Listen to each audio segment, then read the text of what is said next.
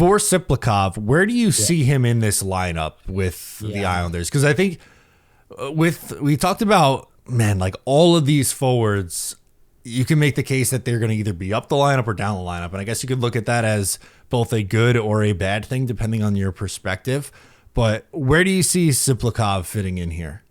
Yeah, I like how you put that with a good or a bad thing. I think we both err on the side of this is a good thing, because you're not looking at yourself like this is our definite fourth line because these are all our shit players. We're going to have a fourth line that's going to be engaged offensively and engaged with some decent players.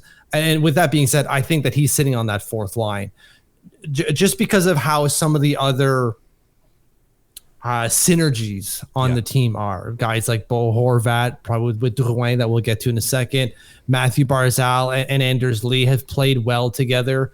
And then Simon Holmstrom fitting into that as well. And then you've got the third line of Jean-Gabriel Pageau, obviously down the middle, and then probably Anthony Duclair with Maxim Tsyplakov. Maxim? Yeah, you course. got it. I was like, wait, that's the same guy we're talking about. No. So like, I see him as a fourth liner, but as we've said on the YouTube video, and I'm sure we're not the only ones to say this, I'm sure the patrons as well, they're saying this in their head, like this is a guy who can play. If he gets to the ceiling that we mentioned earlier, he could play anywhere in the lineup, on any line.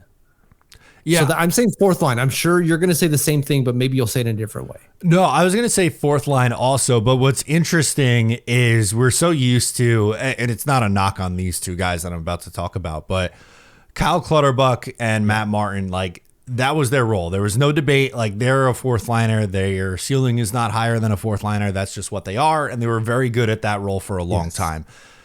Both Heineman and Tsyplakov have potential, in my opinion, to be middle six players, which makes things a little bit more interesting, right? Like with this lineup, I don't think they have very many bona fide, okay, this is a top line winger to put with a center. Yeah.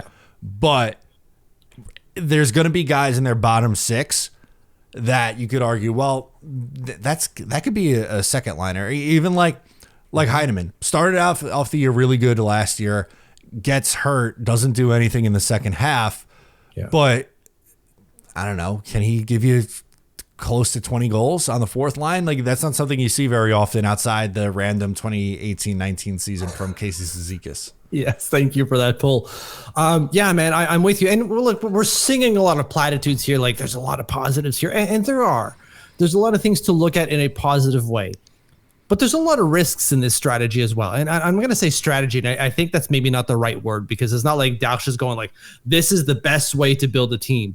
I think this is the idea for this year is let's put some stuff together, see how it works. But the plan is always building forward with the crop of players, as you mentioned earlier, crop of young guys that are coming up.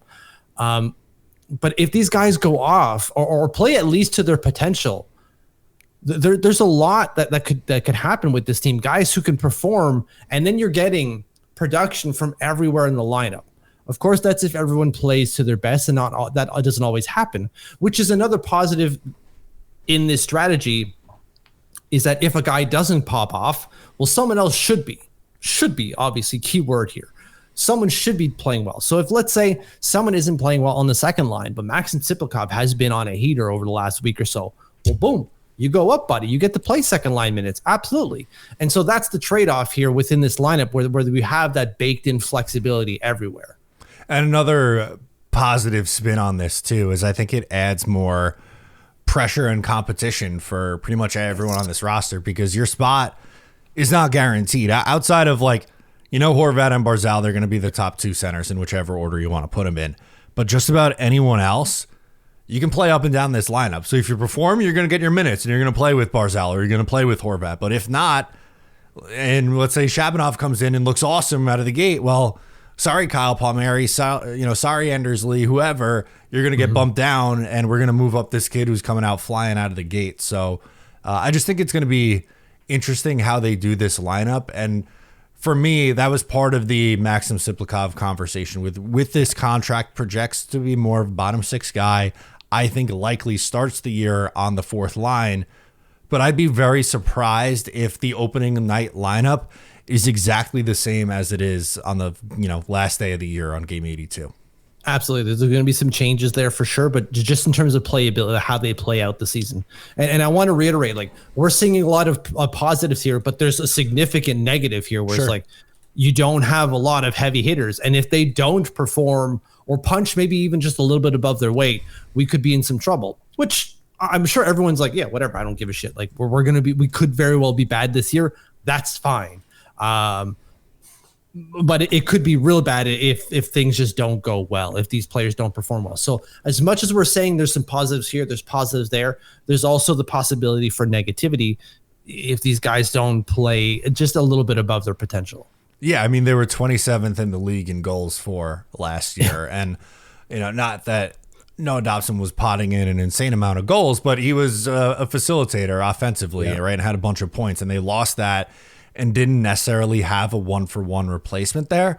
So there's obviously, like, if someone's like, I think this team's not going to be very good and not going to score enough, that's a very fair criticism of this lineup. And I know I just brought up a defenseman, but you can make that case with the forwards too.